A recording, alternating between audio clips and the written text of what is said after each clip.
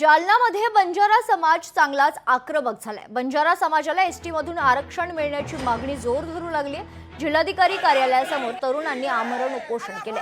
रास्ता रोको करत सरकार विरोधात घोषणाबाजी देखील करण्यात आली। यावेळी आंदोलकांशी बातचीत केली आमचे प्रतिनिधी सुधाकर जाधव यांनी। पाहूया।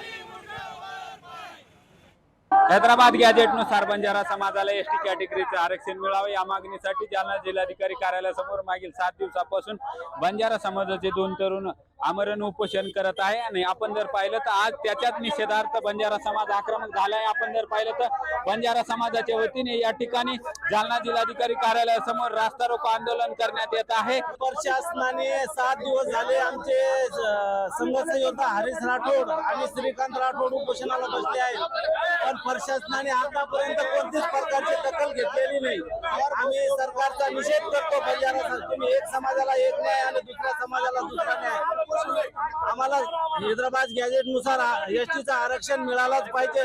जालना जिल्ह्यामध्ये 7 दिवसापासून बंजारा समाजाचे मुलं उपोषणाला बसलेले आहेत। प्रकृती खालावलेली आहे, तरी पण माननीय पंकजाताईंनी साधी भेट सुद्धा दिली नाही। बंजारा समाजाची अलर्जी आहे का आमच्या बंजारा समाजाची?